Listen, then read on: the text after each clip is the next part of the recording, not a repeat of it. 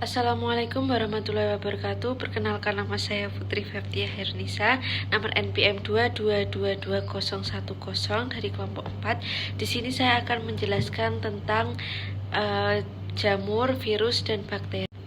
Berikut adalah gambar jamurnya, bakteri, dan virus. Saya akan menjelaskan tentang fungsi dari jamur seperti berikut ini. Berikut adalah gambar jamur dan penjelasannya. Columella adalah badan steril yang merupakan sumbu pusat tumbuh buah dewasa beberapa jamur Gasteromicetes.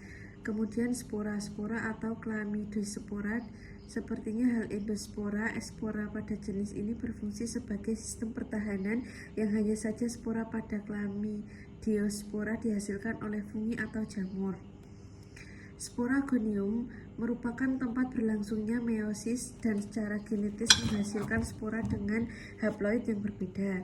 Kemudian sporagiofor yang seperti hifa adalah struktur tubular yang mengandung sitoplasma dan nukleus, memiliki dinding yang terbuat dari kitin dan glukan. Kemudian stolon hifa yang membentuk jaringan pada pembuka substrat, misalnya roti. Rhizoid hifa yang menembus substrat dan berfungsi sebagai jangkar untuk menyerap makanan pada tanah. Kemudian ada rhizoid yang sangat penting dalam meningkatkan tubuh ke substrat dan dalam mengambil nutrisi dari tanah.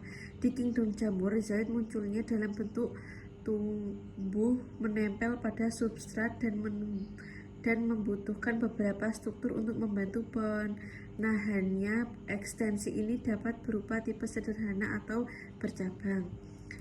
Pada jamur, rhizoid adalah organ peningkat substrat berserabut yang berbeda dari hifa dalam dua karakteristik utama. Kemudian hifa sendiri merupakan cabang berfilamen panjang yang sering ditemukan pada jamur Actinobacteria. Bagian ini sangat penting untuk menumbuhkan spesies yang memiliki hifa sehingga bisa membantu siklus ekologi di alam. Kemudian berikut ini saya akan menjelaskan tentang virus.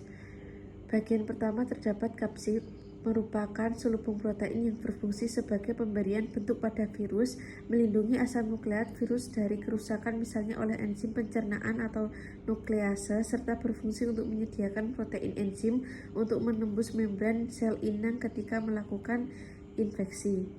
Kemudian terdapat leher virus. Tidak semua virus memiliki leher, hanya virus yang berbentuk kompleks saja yang memiliki leher. Bagian leher virus terdiri atas leher dan juga kerah. Leher virus berfungsi sebagai tempat metabolisme. Kemudian ada selubung ekor yang berfungsi untuk menginjeksi DNA virus ke dalam hospes dan juga tempat penghubung antara kepala virus dan lempeng dasar virus. Lempeng dasar virus berfungsi sebagai tempat melekatnya serabut ekor dan jarum penusuk atau sering disebut dengan papan dasar. Kemudian terdapat serabut ekor yang berfungsi sebagai penerima rangsang atau reseptor dan juga untuk menempelkan pada sel inang. Kemudian di sini ada gambar bakteri. Kapsul pada bakteri patogen yang juga berfungsi untuk melindungi diri dari sistem imun sel inang. Kemudian terdapat dinding sel yang terbentuk dari peptidoglikan, yaitu sejenis polisakarida yang berkaitan dengan protein. Dinding sel juga berfungsi untuk melindungi sel supaya tidak mudah rusak di daerah yang mana terdapat tekanan osmotik yang lebih kecil dan juga untuk mempertahankan bentuk bakteri. Membran sel atau membran plasma tersusun dari fosfolipid dan protein, sifatnya semi-permeable dan berfungsi untuk melapisi sitoplasma dan mengontrol pergantian zat yang ada pada sel. Zat ini berada di luar sel. Pili merupakan rambut-rambut halus yang tumbuh di dinding sel, mirip dengan flagel tapi ukurannya lebih pendek dan terbentuk kaku. Fungsinya untuk membantu perlekatan pada substrat dan penyaluran materi genetik pada saat konjugasi. Kemudian terdapat flagela. Flagela adalah bulu cambuk yang terdiri atas senyawa protein yang terdapat di dinding sel yang fungsinya untuk pergerakan flagel yang dimiliki oleh bakteri yang berbentuk batang atau koma, vibrio, dan spiral.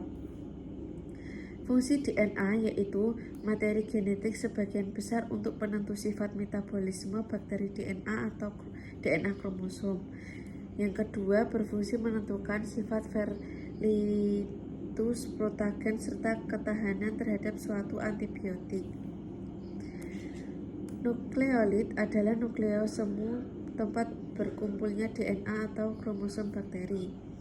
Sitoplasma merupakan cairan tindak berwarna yang tersusun dari air, bahan organik atau protein, karbohidrat, lemak, garam mineral, enzim ribosom, dan asam nukleat. Sitoplasma berfungsi sebagai wadah berlangsungnya reaksi-reaksi metabolisme sel. Kemudian terdapat ribosom adalah berfungsi sebagai tempat terjadinya sintetis protein. Kemudian terdapat nukleus yang bertempatan berkumpulnya DNA kromosom bakteri. Kemudian terdapat plasmid yang berfungsi dalam rekayasa genetika sebagai vektor yang membawa gen asing yang ingin disiapkan pada bakteri. Kemudian terdapat organel mesosom pada bakteri yang memiliki fungsi sebagai berikut, yaitu menghasilkan energi, membantu pembentukan dinding penyekat ketika bakteri siap membelah, dan membantu pemisahan kromosom bakteri yang diduplikasi. Sekian, terima kasih.